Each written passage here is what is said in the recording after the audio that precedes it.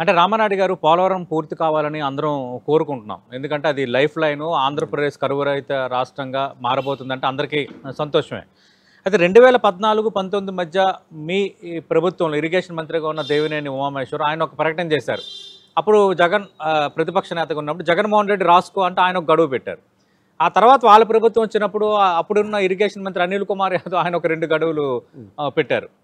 అంటే ఇప్పుడు ఈ 2027 డిసెంబర్ అంటున్నారు. అంటే ఆల్రెడీ ఒక మీ డిపార్ట్మెంట్ నిర్వహించిన గత మంత్రులు చేసిన సవాళ్ళు అవనియండి, ప్రకటించిన డేట్లు అది కంప్లీట్ కాలేదు.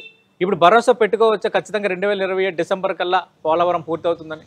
100% భరోసా పెట్టుకోవచ్చు. ఎందుకంటే ఈవేళ మేము ఒక డేట్ అనుకుని లక్ష్యాన్ని పెట్టుకోనితో పాటుగా ఆ లక్ష్యాన్ని చేరుకోవడానికి రోజువారీ ఏ పని ఎంత శాతం కావాలి, ఎర్త్ వర్క్ ఎంత అవ్వాలి, కాంక్రీట్ పని ఎన్ని క్యూబిక్ మీటర్లు మనం ఏ రోజు ఎంత పోవాలి, ఎన్ని స్క్వేర్ మీటర్లు ముందుకెళ్ళాలనేది everyday, every week, every month మేము టార్గెట్ పెట్టుకుని ఆ టార్గెట్ని రీచ్ అవుతున్నామా లేదా.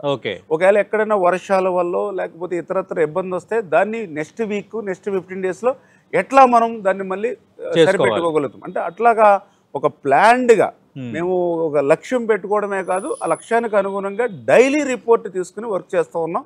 ఖచ్చితంగా ఏదైతే ఆ 2027 డిసెంబర్ కల్లా ఆ ప్రాజెక్ట్ని పూర్తి చేయాలనేటువంటి లక్ష్యంతో అయితే మేము పనిచేస్తూ ఉన్నాం. ఇప్పుడు పోలవరం జాతీయ ప్రాజెక్టు ఈ విషయంలో కేంద్ర సహకారం ఎలా ఉంది? అంటే మీరు ఖర్చు పెడుతున్న దానికి రీఎంబర్స్మెంట్ చేసే విషయంలో కానీ, భవిష్యత్తులో సహాయం అందించే విషయంలో కానీ కేంద్ర సహకారం ఎలా ఉంది సార్?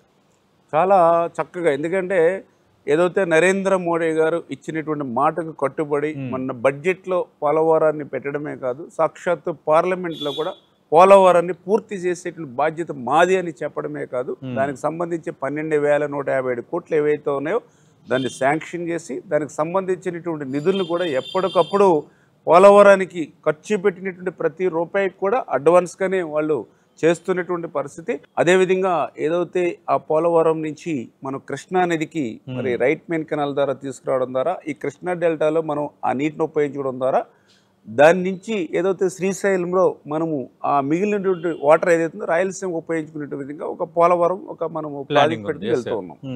ఇప్పుడు ఏదైతే నెక్స్ట్ స్టేజ్లో అంటే పోలవరం టు బనకచెర్ల ఏదైతే కార్యక్రమం ప్రాజెక్ట్ ఏదైతే ఉందో ఇది పూర్తవుతే ఖచ్చితంగా ఇప్పుడు అత్యంత కరువు వెనకబడినటువంటి జిల్లాలో ఉన్నటువంటి రాయలసీమ ఏదైతే ఉందో ఒక పచ్చని పైరులాగా రాయలసీమ మారుతుంది అని అంటే అది మరి ఏదైతే పోలవరం బనకచెర్ల వల్ల మాత్రం సాధ్యమవుతుందని చంద్రబాబు నాయుడు గారు ఒక విజన్తో ఆయన ఆలోచన.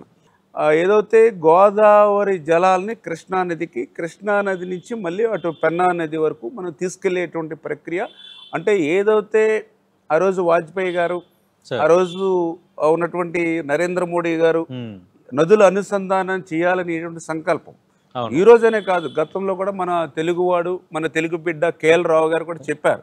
ఏదైతే గంగా, యమున, మహానది, గోదావరి, కృష్ణ, కావేరి ఇట్లా నదుల అనుసంధానం అంటే ఒక గార్లెండింగ్ ఆఫ్ రివర్స్. ఎందుకంటే భారతదేశంలో ఇంత వనరులుండి కూడా ఇన్ని కరువు కాటకాలు ఏంటి, దీన్ని నివారించే మార్గం ఒక్కటే నదుల అనుసంధానం అని కేఎల్ రావు గారు చెప్పారు. దాన్ని వాజ్పేయి గారు ఈ రోజు నరేంద్ర మోడీ గారు ఆచరణలో పెట్టాలని చూస్తూ ఈవేళ చంద్రబాబు నాయుడు గారు ఈవేళ ఆచరణలో పెడుతూ ఉన్నటువంటి పరిస్థితి. ఈవేళ ఆ యొక్క పోలవరం బనకచెర్ల అనేటువంటిది ఖచ్చితంగా దీనివల్ల మరి ఎవ్వరికి ఏ విధమైన నష్టం లేదు, చాలా క్లియర్గా ఓపెన్గా చెప్తాం. ఎందుకంటే నేను ఏదో ఒక తెలుగుదేశం పార్టీకి సంబంధించిన వ్యక్తిగానో లేకపోతే రాష్ట్ర మంత్రిగానే చెప్పట్లేదు.